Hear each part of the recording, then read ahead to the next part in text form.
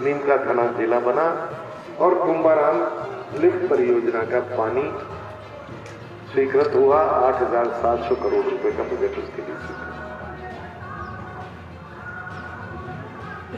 तो एक काम तो मेरा ये रहेगा कि जो जिला बना है वो जिला इस ढंग से बने कि पूरे क्षेत्र का विकास हो, पूरे क्षेत्र को उसकी सुविधा मिले और अच्छे ढंग से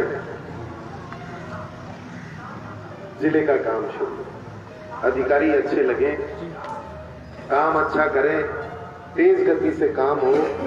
और जो पिछड़े लोग हैं, नौजवान आज सबसे ज्यादा पिछड़ा हुआ है, बेरोजगारी है।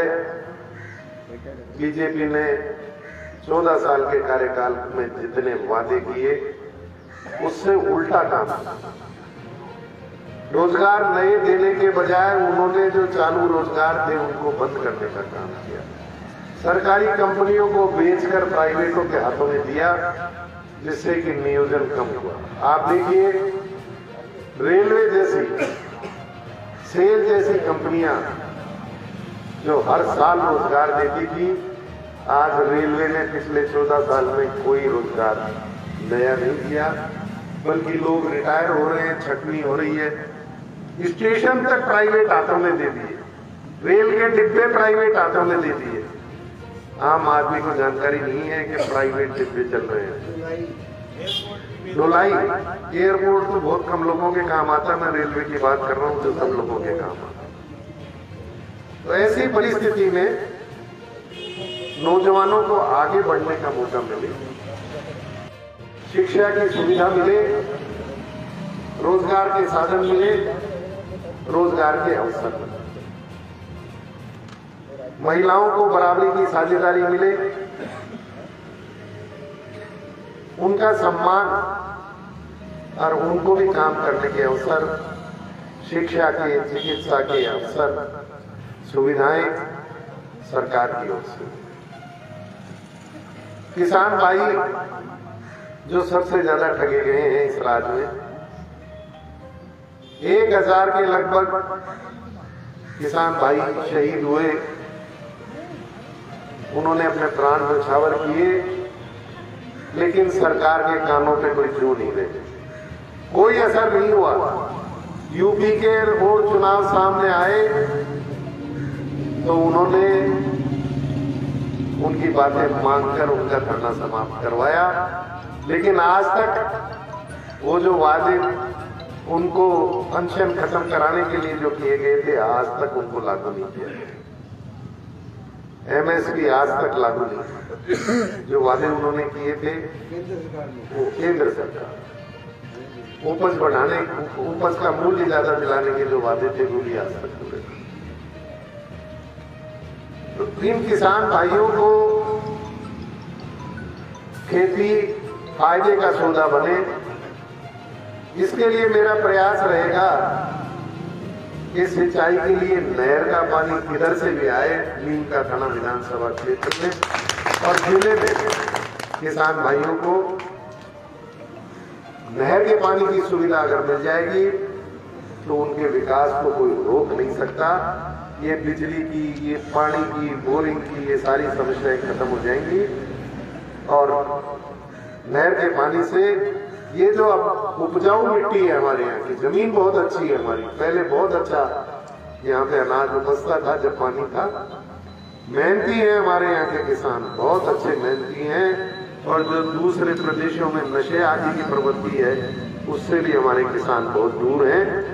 तो ऐसे में इनको अगर नहर का पानी मिल जाए तो इनके लिए विकास के बहुत रास्ते खुल जाएंगे। तो मेरा प्रयास रहेगा कि नीम का थाना में नहर का पानी, यमुना का पानी यहाँ पे आ सकता है। मैं पिछले 2-2.5 साल से इस प्रयास में हूँ, उसके लिए सर्वे भी हो चुका है।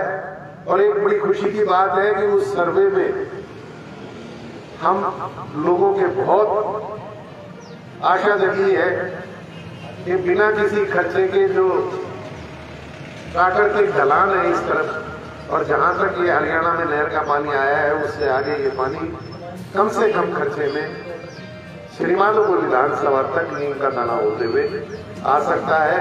बहुत ज्यादा मुश्किल इसमें नहीं है।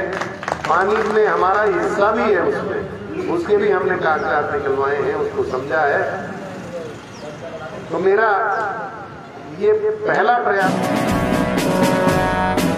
हेलो गाइस, स्वागत है आपका फिर से जिला नीम का थाना न्यूज एंड रिएक्शन के अंदर। गाइस, आज नीम का थाना के माननीय विधायक सुरेश जी मोदी के द्वारा एक शिलान्यास किया गया, एक अनाउंसमेंट किया गया, जिसके अंदर नीम का थाना का जो मुख्य रोड है, जो मेन रोड है, जो नीम का थाना के अंदर से जाता है, वो रोड सिरोही नदी से लेके माकड़ी फाटक तक 11 किलोमीटर का ये रोड है, जो कि 4 लाइन डिवाइडर के तौर पर इसका निर्माण किया जाएगा, जिसका शिलान्यास विधायक सुरेश जी मोदी के द्वारा किया गया।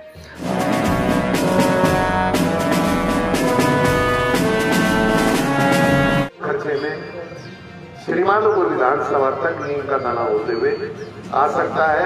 बहुत ज्यादा मुश्किल इसमें नहीं है। पानी में हमारा हिस्सा भी है, उसमें उसके भी हमने कागजात निकलवाए हैं, उसको समझा है। तो मेरा ये पहला प्रयास रहेगा कि किसान भाइयों को नहर का पानी, पीने के पानी की जो समस्या है, उसके लिए बजट स्वीकृत हो गया, डीपीआर मंजूर हो गई।